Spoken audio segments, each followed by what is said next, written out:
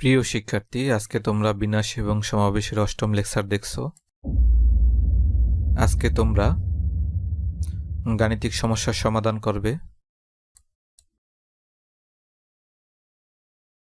তোমরা অক্ষরপত্র বইয়ের থেকে 12 নম্বর এবং 13 নম্বরের কিছু গাণিতিক সমস্যা দেখতে পাচ্ছ।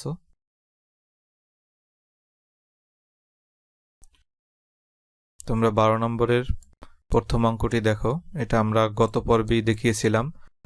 আশা করছি এটা আর তোমাদের দেখানোর প্রয়োজন নাই। তোমরা যারা এই লেকচারটি দেখছো একটু কষ্ট করে গত পর্বের লেকচারটি দেখে এসো। 3 নম্বরের অঙ্কটি দেখো। 3টি পুরস্কারের একটি সদাচরণের জন্য, একটি ক্রিয়ার জন্য এবং একটি সাধারণ উন্নতির জন্য 10 জন বালকের মধ্যে এগুলি কত রকমের বিতরণ করা যেতে পারে? বালক হচ্ছে 1, 2, 3, 4, 5, 6, 7, 8, 9, 10। পুরস্কারের ক্যাটাগরি হচ্ছে 3টি, 1, 2, 3। এখন একটি জিনিস খেয়াল করো, এই যে 10 জন বালক, এর থেকে যে কোনো একজন কিন্তু প্রথম ক্যাটাগরির পুরস্কারটি পেতে পারে। অর্থাৎ তাহলে এখানে আমরা 10 লিখতে পারি, অর্থাৎ 10 জনের যে কোনো একজনেরই সম্ভাবনা আছে। একইভাবে এই যে দ্বিতীয় ক্যাটাগরি অর্থাৎ ক্রিয়ার ক্যাটাগরি, এর জন্যও কিন্তু 10 জনে পেতে পারে। একইভাবে সাধারণ উন্নতির জন্য 10 জনের যে কোনো একজন পেতে পারে।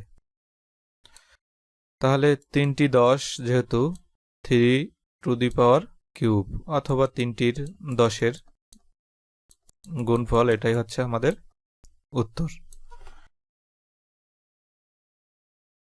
এটা ছিল প্রথম অঙ্কের, এটা তোমরা আগের লেকচারে দেখেছো। আর এইমাত্র যেটা দেখালাম সেটা দেখো, এই অ্যান্সার এইটা। আশা করছি তোমরা বুঝতে পেরেছো। তারপরে 4 এবং 5 নম্বর। 4 এবং 5 নম্বর তাও তোমরা আগের লেকচারে দেখেছো। দেখো, 8টি ভিন্ন ধরনের মুক্তা কত রকমের একটি ব্যান্ডে লাগিয়ে একটি হার তৈরি করা যায়। হার মানে হচ্ছে মালা। তোমরা গোলাকারের বা চক্রাকার বৃত্তের ক্ষেত্রে দুটি সূত্র পড়েছিলে, একটি হচ্ছে n-1 ফ্যাক্টোরিয়াল আর একটি হচ্ছে n-1 ফ্যাক্টোরিয়াল ভাগ হচ্ছে 2। কোনটা কোন সূত্র অ্যাপ্লাই করবে তাও তোমরা শিখেছিলে। যখন আমরা মালা তৈরি করতাম মুক্তা পাথর দিয়ে, তখন আমরা এই সূত্র ব্যবহার করতাম। আর স্বাভাবিকভাবে মানুষ যখন কোনো বৃত্তাকার টেবিলে বা বৃত্তাকার কোনো জায়গায় থাকে তখন এই সূত্র ব্যবহার করতাম। তোমাদেরকে আরেকবার একটু দেখিয়ে আসি। তোমরা দেখো, এইখানে n সংখ্যক বিন্যাসের সবগুলি একত্রে নিয়ে চক্রবিন্যাস হতো এইরকম, এবং চক্রটি যদি উপর নিচে উল্টানো যায়, অর্থাৎ একটা পুঁতির মালা তোমরা যদি উল্টে দাও তাও কিন্তু পুঁতির মালার আপেক্ষিক কোনো চেহারা পরিবর্তন হয় না। কিন্তু একজন যদি এখানে মানুষ বসালে কিন্তু যদি উল্টিয়ে দাও তাহলে পশ্চাৎ দিক এবং সম্মুখ দিক কিন্তু উল্টে যায়। সেক্ষেত্রে কিন্তু পার্থক্য বোঝা যায়। যেহেতু মালা উল্টালে পশ্চাৎ দিক এবং সম্মুখ দিক একই থাকে, সেক্ষেত্রে এই সূত্র ইউজ হবে। সেক্ষেত্রে আমরা দুটো উদাহরণও দেখেছিলাম। দেখো এই উদাহরণ। তো আমরা এই সূত্রটা ইউজ করব এবং মানুষের ক্ষেত্রে এই সূত্রটা ইউজ করব।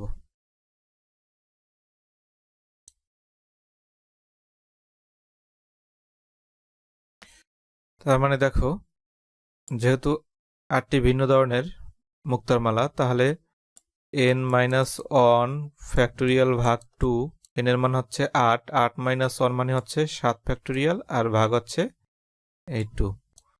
এটাই আমাদের অ্যান্সার। আর 5 নম্বরে বলেছে 7 জন মেয়ে বৃত্তাকারে নাচবে, কত প্রকারে তারা পৃথক পৃথকভাবে বৃত্তাকারে দাঁড়াতে পারবে। দেখো, এখানে যেহেতু মানুষের কথা বলেছে তাহলে প্রথম সূত্রটি ব্যবহার করা হবে। n-1 ফ্যাক্টোরিয়াল মানে 7-1 মানে 6 ফ্যাক্টোরিয়াল। দেখো এখানে 6 ফ্যাক্টোরিয়াল মান হচ্ছে 720। এবারে 13 নম্বর তোমরা দেখো। 13 নম্বরে একজন বালকের ভিন্ন ভিন্ন আকারের 11টি মার্বেল আছে, যার মধ্যে 5টি আছে কালো, 6টি আছে সাদা। কিন্তু এখানে একটা শর্ত দিয়েছে, কালো রঙের মার্বেল মাঝখানে রেখে সে 3টি মার্বেল এক সারিতে কত রকমের বসাতে পারে। তোমরা দেখো, এক সারিতে যদি আমরা 3টি মার্বেল বসাই, মধ্যে অবশ্যই এই কালো রং অর্থাৎ ব্ল্যাক রং বসাতে হবে, এবং দুই পাশে ব্ল্যাকও থাকতে পারবে, হোয়াইটও থাকতে পারবে। মাঝখানে ব্ল্যাক রাখা মানে এই নয় যে দুই পাশে ব্ল্যাক থাকতে পারবে না, দুই পাশে ব্ল্যাক থাকতে পারবে অথবা হোয়াইটও থাকতে পারবে। তাহলে দেখো, এইখানে কালো রঙের মার্বেল আছে টোটাল 5টি। তাহলে আমরা 5টি থেকে অবশ্যই একটি নিতে হবে, মাঝখানে একটি নিলাম। এখন এই যে দুই পাশে আমরা সাদা অথবা কালো বসাবো। যেহেতু আমরা মাঝখানে একটি নিয়েছি, মোট মার্বেল হচ্ছে 11টি। 11টির থেকে একটি কমে গেলে থাকে 10টি। এখন 10টি থেকে আমরা দুই পাশে 2টি নিলে তাহলে 10p2। এখন এই মান এবং এই মান দুটো গুণ করলেই আমাদের রেজাল্ট বের হয়ে যায়। তোমরা এখানে দেখো, এইটা এই যে ব্ল্যাক নিয়েছিলাম, এই যে 10p2, এইটা দুই পাশের ব্ল্যাক বা হোয়াইট। তো এই দুইটা গুণ করলেই আমাদের এই 450 আসে। এটাই আমাদের নির্ণয় উত্তর। এবারে দেখো 2 নম্বরে, 9টি বলের মধ্যে 7টি লাল, 2টি সাদা বল আছে। তার মানে টোটাল বল আছে 9টি এবং 7টি আছে লাল, 2টি আছে সাদা। বলগুলিকে এক সারিতে কত রকমের সাজানো যায়? 2টি সাদা বল পাশাপাশি না রেখে বলগুলিকে যত প্রকারে সারিতে সাজানো যায় তা নির্ণয় করো। একটি জিনিস খেয়াল করো, এখানে পাশাপাশি না রেখে বলেছে। পাশাপাশি না রাখা, একত্রে না রাখা, এই জাতীয় অঙ্কগুলো তোমরা অনেকবার করেছো। তোমরা ইতিপূর্বে স্বরবর্ণকে পাশাপাশি না রেখে বা পাশাপাশি রেখে, ব্যঞ্জনবর্ণকে পাশাপাশি না রেখে একত্রে রেখে, এগুলো কিন্তু আগেই অঙ্কগুলো করেছো। তো এখানেও মূলত এর সাথে কোনো তেমন একটা পার্থক্য নেই। এখানে 9টি বল দেয়া আছে, আর তোমরা যখন স্বরবর্ণ ব্যঞ্জনবর্ণের ক্ষেত্রে অঙ্কগুলো করেছো তখন ওয়ার্ড দেয়া ছিল, একটি ওয়ার্ডের ভিতরে অনেকগুলো বর্ণ ছিল। ধরো এইখানে 9টি বল দেয়া আছে, 9টির মধ্যে 7টি আছে লাল বল, 2টি সাদা বল। এখন স্বরবর্ণ ব্যঞ্জনবর্ণের ক্ষেত্রে তোমরা দেখেছিলে একই রিপিট করা কতগুলো বর্ণ ছিল। ধরো এখানে 9টি বর্ণের ভিতরে 7টি আছে একই ধরনের বর্ণ আর 2টি আছে অন্য ধরনের বর্ণ। এতটুকুই মূলত পার্থক্য, বাকিটা আমরা অঙ্ক করার সময় অটোমেটিকলি বুঝে যাব। তো দেখো, এখানে 9টি বলের মধ্যে 7টি আছে লাল বল, 2টি আছে সাদা বল। তাহলে সবগুলো সাজানো যায়। যেহেতু 9টি বল থেকে 7টি বল যেহেতু একই ধরনের, এজন্য 7 ফ্যাক্টোরিয়াল, এবং 2টি বল যেহেতু একই ধরনের এজন্য 2 ফ্যাক্টোরিয়াল।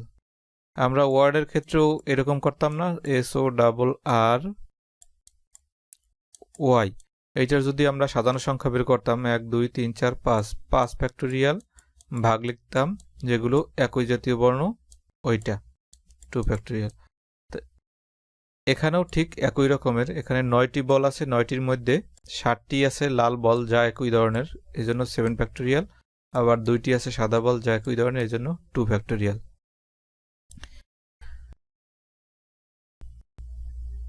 এবারে দেখো, 7টি সাদা বলকে একটি মনে করে আমরা 8টি বলের মধ্যে 7টি লাল রঙের দেখতে পাই। দেখো,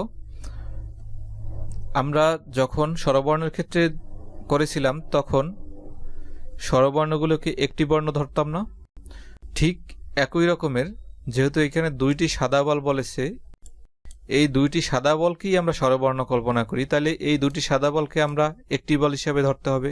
তাহলে মোট বল আছে 9টি, এর ভিতর 7টি আছে লাল, 2টি আছে সাদা। এই 7টির সাথে এই 2টি যেহেতু সাদা বলকে একটি বল ধরেছি, তাহলে মোট হয় 8টি বল। 8টি বলের মধ্যে আবার 7টি আছে লাল বল, এই কথাই এখানে বলা হয়েছে। তাহলে 8টি বলের মধ্যে যেহেতু 7টি লাল বল, তাহলে একই জাতীয় বল আছে 7টি, তাহলে এর সাজানো সংখ্যা হচ্ছে 8, মানে টোটাল বল 8 ফ্যাক্টোরিয়াল, আর এখানে যেহেতু লাল বল আছে 7টি, এজন্য 7 ফ্যাক্টোরিয়াল। তোমরা স্বরবর্ণ ব্যঞ্জন বর্ণকে পাশাপাশি যখন রেখে বা না রেখে অঙ্কগুলো করেছিল, তখন নিজেদের মধ্যে সাজানো সংখ্যা বের করতে স্বরবর্ণগুলোর, এখানেও 2টি সাদা বলের নিজেদের মধ্যে সাজানো সংখ্যা বের করা লাগবে। দেখো সাদা বল নিজেদের মধ্যে সাজানো সংখ্যা বল আছে 2টা, এবং 2টাই একই জাতীয় বলের জন্য 2 ফ্যাক্টোরিয়াল ভাগ 2 ফ্যাক্টোরিয়াল এক উপায়ে সাজানো যায়। এখন আমরা কি করব, এইটা আর এইটা গুণ করব। তাহলে সাদা বল দুটি পাশাপাশি রেখে সাজানো সংখ্যা কি হয়, এই যে 2টা গুণ করলে পাশাপাশি রেখে সাজানো সংখ্যা। কিন্তু এইখানে দেখো পাশাপাশি না রেখে বলেছে, না রেখে বললে তাহলে এই যে মোট সাজানো সংখ্যা এর থেকে এইটা বিয়োগ দিতে হয়। তোমরা জানো এটা স্বরবর্ণ ব্যঞ্জন বর্ণ ওই অঙ্কের ক্ষেত্রেও একই সিস্টেমে করেছিলে। তোমরা যদি এই অঙ্কগুলোর দুর্বলতা থাকে তাহলে আগের লেকচারগুলো দেখে আসবে। দেখো সাদা বল দুটির পাশাপাশি না রেখে সাজানো সংখ্যা, এই দুটো বিয়োগ করলে 28 আছে। ইহাই নিম্ন অ্যান্সার। এবারে 3 নম্বরে দেখো 7টি সবুজ, 4টি নীল, 2টি লাল কাউন্টার এক সারিতে কত রকমের সাজানো যেতে পারে, অর্থাৎ টোটাল সাজানো সংখ্যা বের করতে বলছে। এইটার মতো টোটাল সাজানো সংখ্যা বের করতে বলছে। তারপরের অংশটা দেখি, এদের কতগুলি লাল কাউন্টার 2টি একত্রে থাকবে। এইখানে বলছে সাদা বল 2টি পাশাপাশি না রেখে বা একত্রে না রেখে, পাশাপাশির আরেকটি শব্দ হচ্ছে একত্রে, একত্রে না রেখে, আর এইখানে বলছে একত্রে থাকবে। তাহলে দেখো এখানে মোট সাজানো সংখ্যা আমরা বের করতে পারি। টোটাল আছে কয়টা, 7, 7, 4, 11, 12, 13, তার মানে 13 ফ্যাক্টোরিয়াল ভাগ হচ্ছে একই কোয়ালিটির আছে এইখানে 7টা 7 ফ্যাক্টোরিয়াল, এইখানে 4টা 4 ফ্যাক্টোরিয়াল, এইখানে আছে 2টা 2 ফ্যাক্টোরিয়াল। তার মানে এইটা হচ্ছে মোট সাজানো সংখ্যা। এখন এদের কতগুলি লাল কাউন্টার 2টি একত্রে থাকবে। লাল 2টিকে যদি আমরা একটি ধরি তাহলে দেখো মোট হয় কয়টা, 4টি আর এই 7টি টোটাল হয় 11টি। 11টি আর 2টি লালকে যেহেতু আমরা একটি ধরবো তাহলে আসে 12টি। এই 12 ফ্যাক্টোরিয়াল আর ভাগ হচ্ছে এই 7 ফ্যাক্টোরিয়াল আর এই 4 ফ্যাক্টোরিয়াল। এইখানে 2 ফ্যাক্টোরিয়াল হবে না, কারণ এই দুটিকে আমরা একটি ধরেছি। এখন এদের নিজেদের মধ্যে সাজানো সংখ্যা আছে লাল বলের ভিতরে, তাহলে লাল আছে 2টা, 2 ফ্যাক্টোরিয়াল ভাগ হচ্ছে 2 ফ্যাক্টোরিয়াল ইকুয়াল 1। এখন আমরা কাজ করব, এই 2টা গুণ করব, এই 2টা গুণ করলেই লাল 2টি একত্রে থাকবে, এরকম বিনাশ সংখ্যা বের হয়ে যাবে। আশা করছি বুঝতে পেরেছো। এখন আমরা অঙ্কের দিকে যাই। দেখো মোট আছে 13টি, 13টির মধ্যে সাজানো সংখ্যা একটু আগে যে দেখালাম এইটা হয়। এখন লাল 2টিকে যদি আমরা একটি ধরি তাহলে মোট হয় 12টি, 12টির ভিতরে 7টি আছে এক ধরনের আর 4টি আছে আর এক ধরনের, এইটা হয়। এবারে লাল নিজেদের মধ্যে যদি সাজানো সংখ্যা বের করি তাহলে এক উপায়ে। এখন বলেছিলাম এইটা আর এইটা গুণ হবে, সেটাই হবে একত্রে থাকবে এরকম বিনাশ সংখ্যা। তাহলে লাল কাউন্টার 2টি একত্রে থাকবে এরূপ বিনাশ সংখ্যা হবে এই দুটোর গুণফল এত। কিন্তু একটি জিনিস খেয়াল করো, প্রশ্নে যদি বলা থাকতো একত্রে থাকবে না, না উচ্চারণ করা থাকতো, তাহলে এই যে মোট বিনাশ সংখ্যা এটা থেকে এটা বিয়োগ করে যে রেজাল্ট আসতো ওইটাই হয়তো একত্রে না থাকার বিনাশ সংখ্যা। তো প্রিয় শিক্ষার্থী, আজকে এ পর্যন্তই। সবাই ভালো থাকো, সুস্থ থাকো। আল্লাহ হাফেজ।